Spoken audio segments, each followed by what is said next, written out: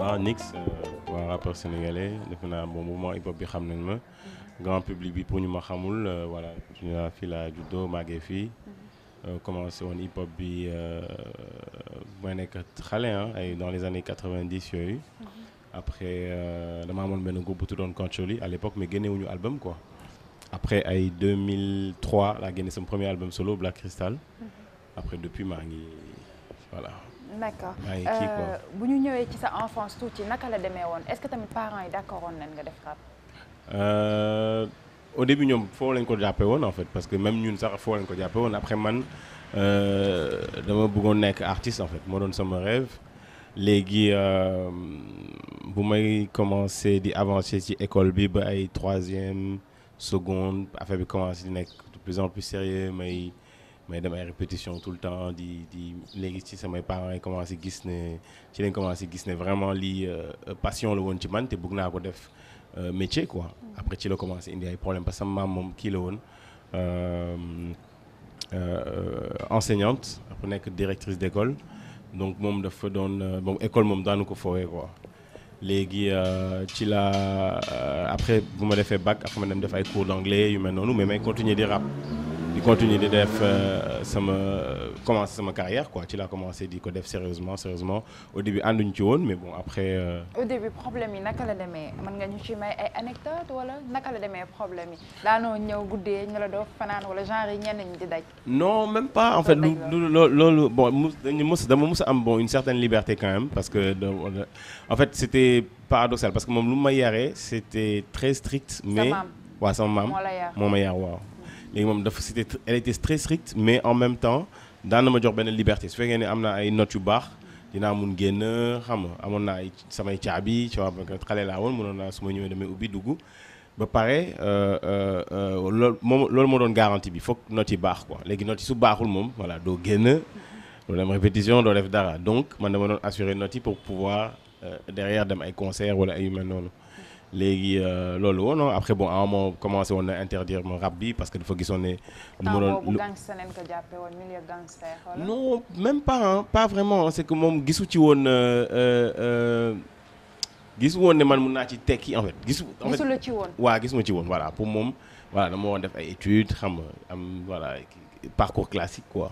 am liggéey am bureau ay yu mel noonu te man loolu mosuma intéressé en fait. intéressé woon na ma mais pas plus que musique man musique laa bëggoon def.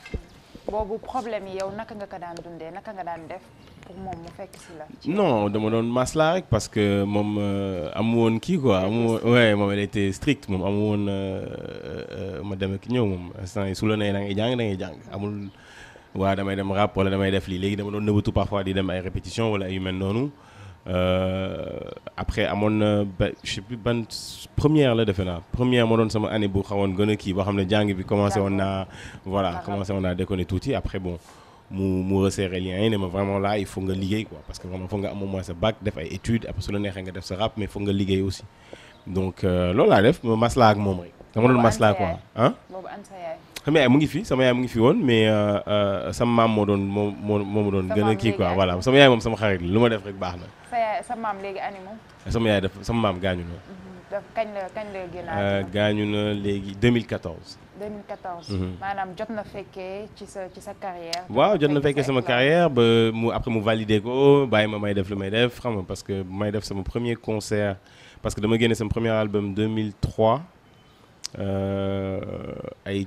quelques mois après même pas ay 6 mois après ma def benn concert CCF ñëpp naan ma non yow da nga am fit doo ko feesal après ñu feesal CCF bi te moom mu ngi fa woon te jour boobu bu ma gisee sur scène ak public bi xam nga affaire bi def ko effet quoi def ci jour boobu daal dama bàyyi daal dama xam ne kii moom lii la bëgg a def nañ ko bàyyi mu def quoi. d'accord desem naka la demee noo ko dundee woon moment yooyu. ah loolu moom lu parce que sama maam sax maman laa koy woowee tu vois donc kooku c'était comme sama yaay quoi donc.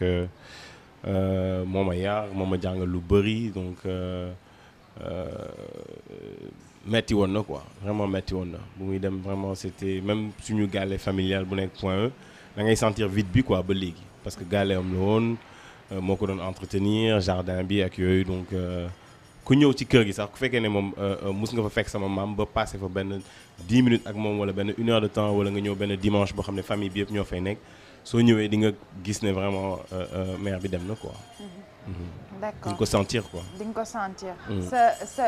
sa premier album bi mu génnee. nga ñëw di rap en français bu weesoo lool ñu gis présence xale yu jigéen ñi ci clip bi. ñëpp boo nee nekk clip xale bu jigéen bu rafet. bu sexy li tax loolu li tax choix boobu. dafa tombé nii rek. non c'était jeunesse rek loolu la noonu laa ko mën a décrire quoi jeunesse xam nga top code yu rap yi xam nga rap américain xam nga ay gel ay mel noonu léegi buñ koy def ñun amuñu ci woon intention yu bonne mais foo la rek xam nga tolluwaay quoi xam nga xale laa woon xam nga. maanaam léegi doo ko defati tollootoo foofu. su ma ko naree def sax dootul mel noonu du nekk même approche bi en fait du nekk même approche bi mais maturité la rek en fait loolu la quoi. tu vois loolu laa ko mën a jàppee. ci cadre foofu nga ko jàppee. même sa style tamit dafa différent woon. mooy bu weesoo clip bi sa style yëpp sa rap sa communication sa lépp dafa américanisé wu woon. waaw loolu tamit lan la woon. loolu parce que dama mës a bëgg culture américaine. léegi dama doon déglu rap américain yu bëri daan naa déglu dama nekkoon à la page lu doon génn à chaque fois tu vois dama ko doon déglu ba pare. seen image lu ñu ko doon véhiculer ak lu ñu doon travailler seen clip yi ak seen communication dafa ma neexoon. donc loolu la ñu on va dire loolu la ñu copier ci ñoom jéem ko def fii am indi benn forme professionnalisme suñuy organiser concert yi ak suñuy def clip yi ak suñu com ak lépp quoi. mës na la dégg tamit nga rappé en wolof. mais lan moo tax adopté woo ko di rap ñu gis la ngay rap lu bëri ci wolof. waaw au début kii la woon rek habitude la en fait c'est que man déjà sama maam elle était prof de français. tu vois léegi daf ma doon kër ga dañu doon lire à chaque fois ñu defal ay dictées ay kii dafa ma waxoon ne yow école mun nga am ay problème maths wala yeneen matière mais mënuma accepter nga am problème français parce que man maa ngi fi. te maa ngi la koy jàngal chaque jour di la defal ay dictées donc munoo échouer ci français quoi donc dama dem après ba Haïti en fait. dama dem ba Haïti léegi bind bi en français yomb ma commencé. def benn test mu dox ma gis ne bu ma génnee sama premier album solo ma gis ne dox na ma am award du meilleur album solo ma dem Burkina dem Mali dem Bénin dem fépp Afrique francophone dañ doon mën naa ne ñun on aime le rap sénégalais mais ñun dañ la gën a bëgg parce que dañuy comprendre li ngay wax ma xam ne su may rap en français daf may ubbil public panafricain en fait francophone bi quoi donc là public bi mooy gën a large en fait loolu tax ma gën ci gëstu quoi après. d'accord mais est-ce que public bi bu gënee large tamit niveau fii nii Sénégal mooy fi nga nekk est-ce que tamit du xaw a wàññi sa public. si à un moment donné. si à un moment donné si c'est à un moment donné noonu la demee sax en fait dafa ubbi sama public ci yeneen dëkk yi. ba pare fii pour l'instant au début dafa doon c'était assez stable après au fur et à mesure je sentais que impact bi mu ngi wàññeeku parce que ils avaient du mal à se projeter ci sama musique parce que c'était en français duñ ko comprendre en fait. tout le temps même chose nañ koy. voilà dañu ne waaye xam nga kii fii la nekk lu tax muy rap français xam nga war na rap wolof ñu dégg lu muy wax xam nga et puis c'est normal mentalité bi tam tu vois fii la fes dañu bëgg Sénégal dafa bëgg dëkkam Sénégal dafa bëgg dëkkam bëgg culture am bëgg wolof bëgg langue am tout ça donc.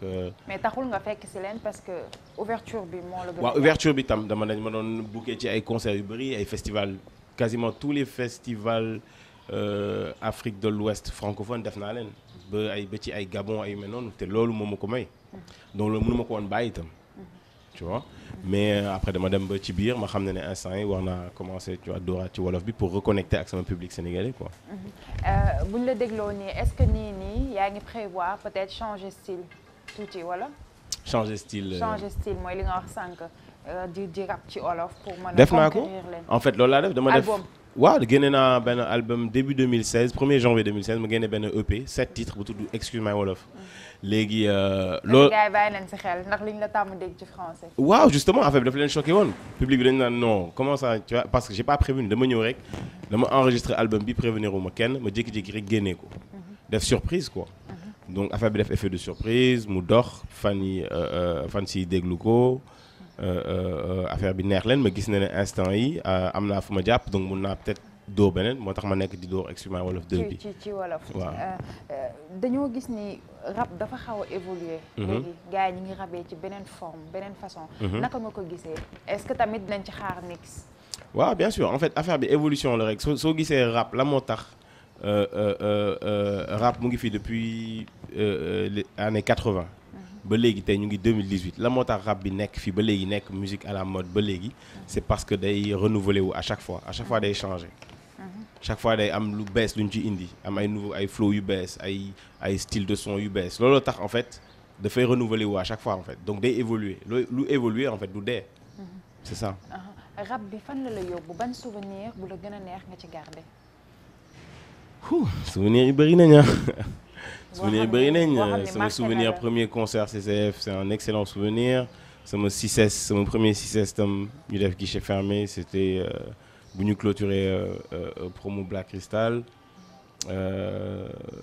ak samay premier concert bitim réew bu may dem Burkina bu may dem Bénin ma gis ne ni ñëpp xam nañ ma foofu ma dem Gabon gis ci marché bi ñuy jaay samay cassette foofu te man mosuma yónni samay cassette daan ay cassette kii la woon sax doon waaye ay pirate la woon mais neexoon na ma parce que je me disais su fekkee dem nañ ba piraté ma ba ay Gabon ça veut dire que vraiment affaire bi mu ngi dox quoi quelque part parce que xamoon naa ne amul industrie boo xam ne mun naa dupliquer yóbbu Gabon on n'avait pas préparé ça mais ça voulait dire que gars yi ñu ngi consommer sama musique te peut-être que ñu doon dupliquer sama cassette yi foofu fay ñu ma mais indi nañ ma concert foofu donc benn forme cachet la tam quoi pour man. d'accord lan nga si jot a dund loo xam ne tamit marqué na la parce que metti na la. non loo gis rek day am ay haut ak ay bas quoi loo gis rek man musique sama xol la nekk donc su ma ci soo defee par exemple benn album wala benn projet wala dara nga gis ne bon am na ñu mu neex am na ñu mu neexul xam nga dina la metti itam tuuti parce que da ngay bëgg mu neex ñëpp mais mënoo neex ñëpp itam loolu c'est impossible donc après expérience bi moo la koy jàngal quoi mooy da ngay dem ba gis ne yow voilà da ngay concentré wu def sa musique te voilà ñu ko nar a cons dinañ ko cons en fait. lan moo tax tamit niñ daan gisee Nix ci début yi même après ça sa deuxième album bi mu ñëwee ni la daan gisee sa présence ci milieu média bi ñu daan la gis tamit ci ay concert lan moo tax gisatuñ loolu en fait. moo tax gars yi gisatuñ sa présence médiatique. c'est parce que dafa amoon benn période boo xam ne dama signé woon ak benn label bu nekk France te dama doon tukki tout le temps amoon na benn période boo xam ne daan naa toog ay 6 mois du mu fi nekk. wala dans l'année dina ay peut-être ay 3 mois lay toog Sénégal lu si des yëpp damay nekk di tukki donc dafa commencé woon wàññi sama présence fii quoi loolu la woon en fait. c'était ça léegi nii lan nga yaakaar nga war a mën a def pour booster waat Nix bi nit ñi. mais ci loolu lañ nekk nii instant yi moo tax ñu ngi génnee ay vidéo yàggul génne nañ benn son ak Omzo Dollar après là génne nañ Highlander am na yeneen yu ñuy pare album bi mu ngi ñëw dinañ def ay concert def ay tournées instant ñu ngi ñëwaat quoi. Highlander mën nga si ñëw tuuti. waaw mooy sama single bu bees bi Highlander. mën ngeen ko dem seet ci YouTube. Nix Highlander donc single bu bees bi extrait de Excuse My Wolof 2 ci benn morceau bu nekk ci album bi la en fait te référence au Highlander la mooy benn série. bu doon jàll télé fii boo xam ne ñu bëri xam nañ ko en tout cas yenn génération yi xam nañ Highlander et histoire Highlander mooy kenn koo xam ne dafa immortel quoi dafa eggoon ba benn at dootul màgget ba pare voilà il a vécu toutes les périodes quoi tu vois léegi référence boobu la en fait comme man je suis un rappeur old school des années 90 mais am nañ ba léegi ñoo xam ne ñu ngi may jàppee rappeur new school parce que damay adapté wu flow yu bees yi son yu bees yi tu vois donc loolu la en fait le fait que may sama musique di renouveler wu à chaque fois looloo tax ma jël référence au Highlander. d'accord new génération bi ban rapport nga am ak ñoom à part Omzo Dollar gis nañ fi Dip. am na ñeneen est-ce que yaa ngi xalaat ay featuring ak ñoom. waaw am nañ ci ay rapports yu baax ah ak Dip on a de très bons rapports ak boy yu bëri ah Akil nu mu tudd Akil One Lyrical am nañ benn feat bu nar a génn ci albumam. ak génération franchement on a de bons rapports ñoom en tout cas jox nañ ma respect quoi jox nañ ma cër jox ma respect ñu ngi may invité ci seeni plateau yàggul sax kii One Lyrical mu ngi may woo pour inviter ma ci concert bu mu nar a def temps yi Deep invité woon na ma bëggoon na sax ma nekk parrain ou son premier concert Sorano mais malheureusement dafa fekkoon ma am benn date Gabon tu vois loolu tax mënuma foo ñëw mais ça m'a fait plaisir le fait mu woo ma pour laaj ma loolu pour proposer ma loolu voilà loolu ça montre un peu le respect quoi moo tax après bu ma ñëwee def na beneen concert Grand Yoff stade Grand Yoff ñu dem foofu en fait ma dem tu vois jouer fa xam nga kii fa ak moom parce que pour montrer show ko respect moom tam quoi parce que lu muy def vraiment nice na quoi il fait du beau boulot. sa thème yi ngay choisir yow sa rap mbëggeel na nice mooy li nga wax peut-être tolluwaay la mbëggeel na nice mais lan moo tax duñ la gis si beneen niveau. si beneen non maa ngi ci beneen niveau. en fait man wooyu ma mbëggeel kese de man déjà. mais yi ngay clip xam nga gars yi d'habitude à travers ni ñu gisee clip rek loolu la ñuy xam ci artiste. waaw xam naa ko nga xam ne duñ jënd kii yeeg dañuy déglu nii rek. oui xam naa ko léegi bon parce que xam naa ne bon sama clip en tout cas ces dernières années bu cartonné woon moo doon Zik des Gentlemen bon son un peu mbëggeel la woon machin léegi. Après dem naa ci leneen tu vois def naa clippé woon naa ñoo far clippé le rêve africain boo xam ne boobu c'est beaucoup plus je vais pas dire social mais beaucoup plus engagé socialement en tout cas et politiquement même mais comme en général soo gisee artistes yëpp son mbëggeel yi en général ñooy gën a dox. tu vois donc du coup su ma tegee ñetti clip yooyu su ma tegee ñoo far teg le rêve africain teg Zik des Gentlemen lañuy gën a jël parce que loolu lay gën a dox en fait tu vois mais taxul maa ngi def yeneen yi mais yeneen yi ñooy du ñu fës à cause de par exemple su ma génnee son mbëggeel loolu mooy problème bi moo tax soo gisee même Excuse My Wolof premier Excuse My Wolof bi clippé naa Badou Mën Lépp boo xam ne son wu Ego Triple clippé naa après ma clippé beneen son bu tudd jëli naa la boo xam ne son mbëggeel la mais ñooy sa public tamit. waaw sama public la tam mais am na ay góor yu bëri yu may déglu en fait. c'est un public aussi il y a beaucoup d'hommes qui m'écoutent donc du coup mun naa def ñaar yëpp mais peut-être que jigéen itam ñoo koy gën a fësal di ko gën a déglu ñooy tax vues yi augmenter par exemple. tu vois sa album peut-être bi loolu ñu quoi xaar ci lan. instant yi premier single bi taluñu foo la woon benn genre Ego Triple la woon ak ay taban benn son bu passe à produire. Après ñu def La Boca boo xam ne benn son ak ay rythme tam boo xam ne bon du son mbëggeel. troisième son bi Highlander donc muy ñett yoo xam ne du mbëggeel instant yi mais. ça c'est comme waaw. ñi ngi xaar bi nga tàmmal sa fan si jigéen ñi bëggeel bi. waaw non moom yooyu moom am na ci album bi c'est sûr mais bëgguma ko woon génne léegi quoi mais am na. xaar ba ci kanam. waaw ba ci kanam waaw. d'accord naka nga daan gérer sa carrière ni nga fësee woon ak tamit relation ak jigéen ñi. parce que on sait que c'est pas aussi évident noonu moment boobu. ko naturellement rek xam nga rek loo gis ne parce que en fait lan nga nar a comprendre mooy. musique bi moo tax ñu bëgg la en fait c'est que yow li ngay def musique ngay feeñ ci télé bi def ci ay yenn clip yi ñooy tax ñu bëgg la donc da nga war a comprendre loolu en fait léegi loolay tax nga créer benn distance sax mais benn différence entre sa fans yi ak. mais c'est pas tout le temps évident hein. oui c'est pas évident mais il faut apprendre à le faire c'est important man loolu dama ko mus ci loolu laay dox quoi damay xam ne su fekkee ne fans la tu vois mais dinaa ko jox cër su ma bindee dinaa ko tontu mais xam ne da ngay xam ne mais dina am fans yoo xam ne xamuñu loolu nii la ñuy def. xam naa ko mais loolu ça va avec on n'y peut rien. ça xam ne da ngay nice ak ñoom rek. amoo choix c'est comme ça quoi parce que dañ la bëgg di la bëggee tu es obligé aussi de leur rendre ça quoi. d'accord Highlander après tant d'années ci milieu bi.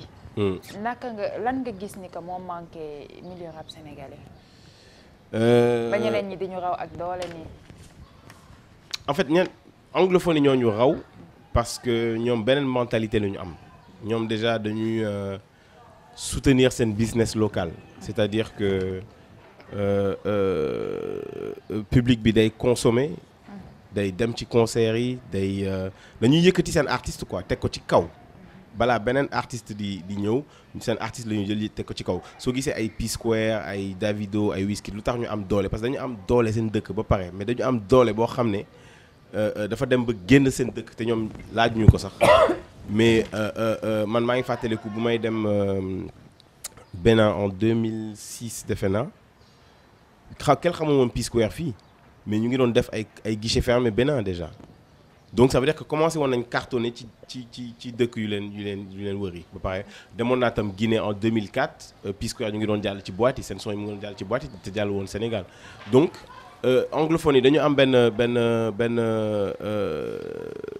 mentalité boo xam ne suñu jàppalee seen artiste dañ koy jàppale à fond ba mu dem defe naa looloo xaw a des fii tu vois il faut vraiment ñu jàppale business local bi di jënd album yi parce que instant yi ñun lancé nañ benn plateforme de streaming bu tudd Dido boo xam ne plateforme bi benn genre Spotify la boo xam ne son yëpp ñu ngi ci y a ay 8 millions de morceaux mais il faut sénégalais yi télécharger plateforme bi inscrire ci am na looy fay par mois mais di nga mën déglu plus de 8 millions de morceaux album yëpp ñu ngi ci biir nga déglu leen comme ça streaming bi tey mooy vente bu bees bi en fait waaw mooy vente bu bees bi comme ça artistes yëpp mun ci profiter ñu commencer jaay ay album ak yu mel noonu c'est important il faut que ñu soutenir musique bi en fait d'accord yaa ngi wax ni génne nga ñetti single yoo clip mais lan moo tax sentiruñu promotion bi bu baax lan moo tax gisuñu la comme gars yi bu ñu génnee single ñu leen gisee si yenn comme ni ma ko waxee sax yenn plateau yenn kii pour promouvoir single yi. def naa ay plateau bu ma génnee la Boca def naa ay plateau. mais sentir nga ni des na. waaw def naa ay plateau dem naa ci télé yi dem naa ci rajo yi et cetera la Highlander ça vient de sortir maa ngi bàyyi mu kii si internet bi tuuti maa ngi commencé instant ak yéen laa commencé sax promo bi mais ñu ngi calé ay date de promo ci télé yi ci rajo yi et cetera. à part musique bi si lan nga nekk looy def. job ci production audiovisuelle tu vois fii benn production audiovisuelle bu tudd Oxygène Africa boo xam ne dañuy def ay pub yu bëri ay pub Orange ay pub yenn banques yi ay yu mel noonu donc man direction artistique lay def fii ba pare am nañ label bu tudd African Victory bu nekk fii itam studio baa ngi fii Passa mooy job ak ñun Passa Beats mooy job ak ñun donc ñu ngi produire tam ba pare monté nañ benn plateforme de streaming donc voilà boo xam ne benn nouvelle forme de distribution là en fait parce que tey lépp ci internet bi la gars yi te jënduñu CD léegi dañuy télécharger ci téléphone yi ay yu mel noonu donc ñun benn plateforme bu ñu génne la boo xam ne da ngay télécharger plateforme bi ba pare inscrire dugal sa kii mun nga inscrire gratuitement su fekkee ne bëggoo fay mais par mois 8 heures de musique rek ngay déglu léegi voilà soo fayee léegi c'est 3900 soo fayee 3900 par mois voilà mun nga déglu def say playlist am nga musique mun nga choisir musique par pays par genre panafricain la en fait artistes africains yi rek lañ teg ci biir. D'accord. Donc voilà ci yooyu mooy business yu ma nekk instant yi. D'accord. Ani madame mu ngi fi.